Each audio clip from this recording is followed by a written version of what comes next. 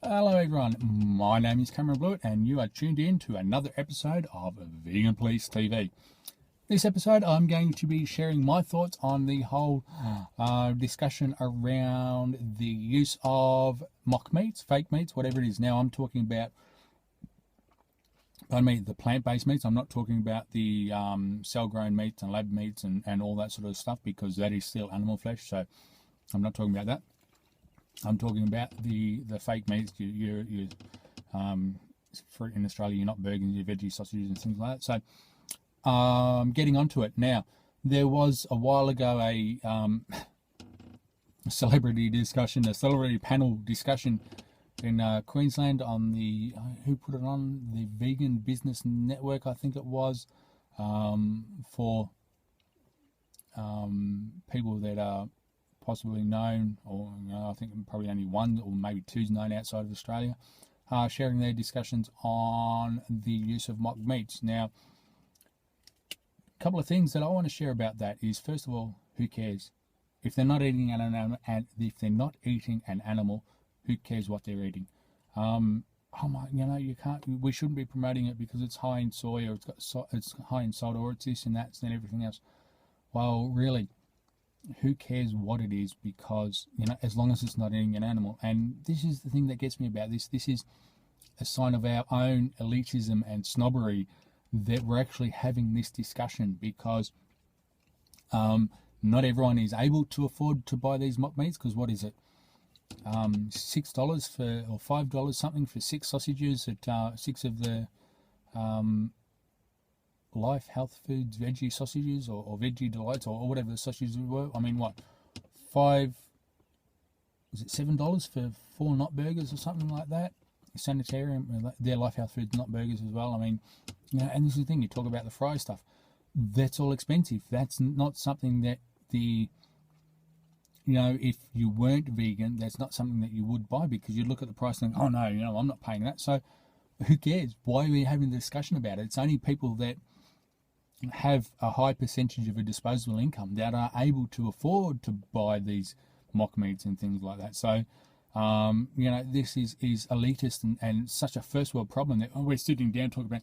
Oh my God, is the mock meat issue, is that good for veganism? Is it good for vegans? Well, as I said, A, it's good for the animals because they're not getting consumed. B, who cares, because they're not consuming animal. And C, and the other thing, something that was mentioned a number of times during this discussion. Now, I didn't attend it. I watched the YouTube clip, and I'll admit I only got part way through it because I just wanted to throw the computer out the window with some of the things that were being said.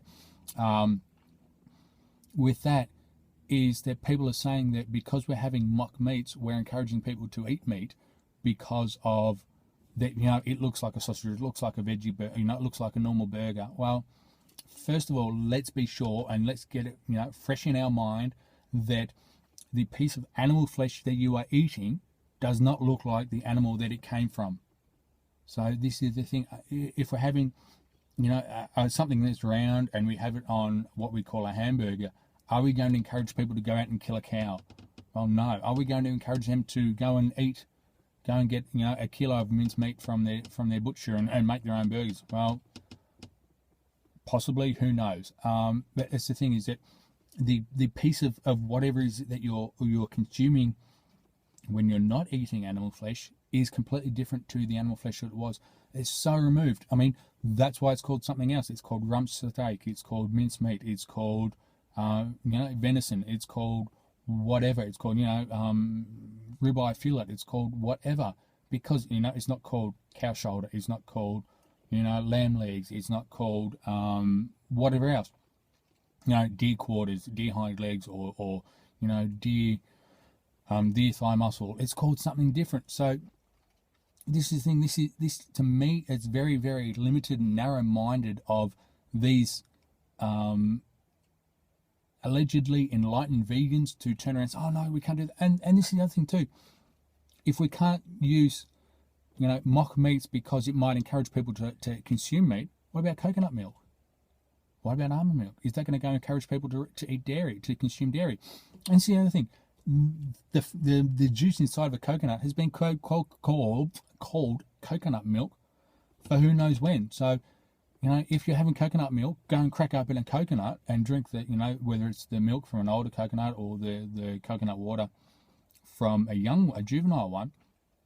And it's not going to encourage people to go, oh my God, there's a cow down the road. Oh my God, I saw Cameron over there having, cracking open a coconut and having some coconut milk. Oh, I better go and find that cow over there and go and stick my head under there and have some milk as well. It's not going to encourage people to do that. So, stop making a drama. Stop making it so much bigger than what it is. Just, my God, people, there's so much more things that you could do.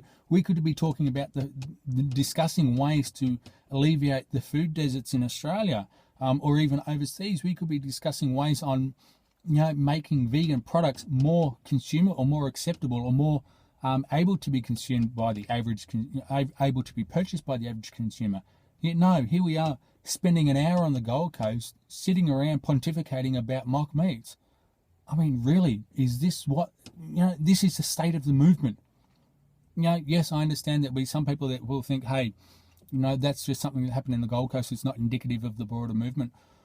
Though, to a certain extent, it is, because I remember having this discussion with people years ago. Oh, no, you can't have this, we shouldn't be promoting mock meats because it will encourage that same as, there's, what is it, the lamb young products that are, fake fish and all that sort of stuff. Well, it just gets me. It's, there's so much other stuff that you could be talking about.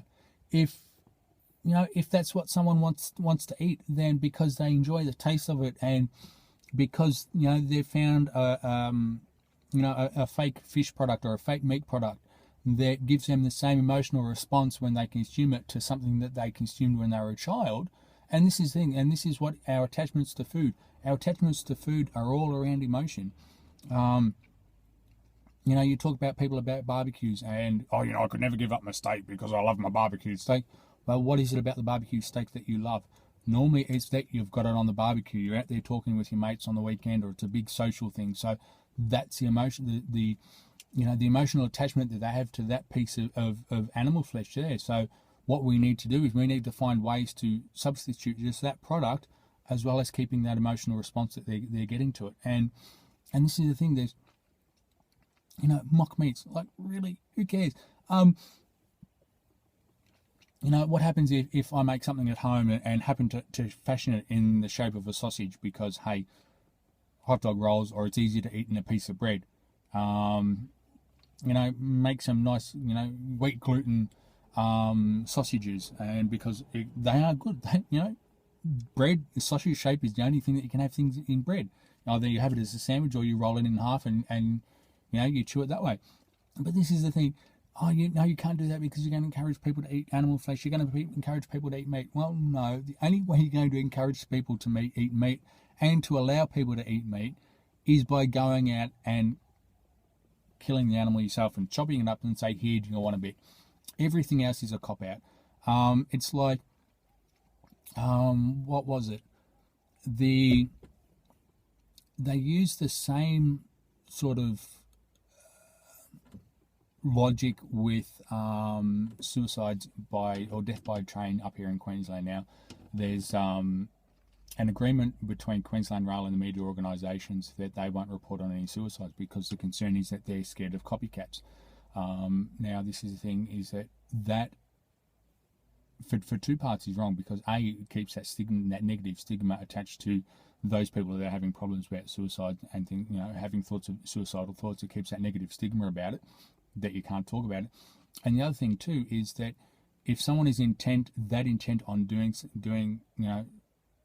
terminal damage to themselves, then they're not going to worry about, we've read it in the newspaper 2 weeks ago or 3 weeks ago. They're not going to copy about that. So this is the archaic way of thinking that we have, is that we've got to try and protect people and this and that and everything else. So getting back to my original rant, is that it's not going to encourage people to do this. It's not going to encourage people to do that. I can make veggie burgers at home here and have people over for a barbecue. That's not going to encourage them to have the same barbecue hey, let's have steak instead of, the veggie sausages or the chickpea cutlets and things like that were made. So this is the thing. It's a first world BS, useless thing for these people to overstate their own self-importance. It shouldn't be a discussion.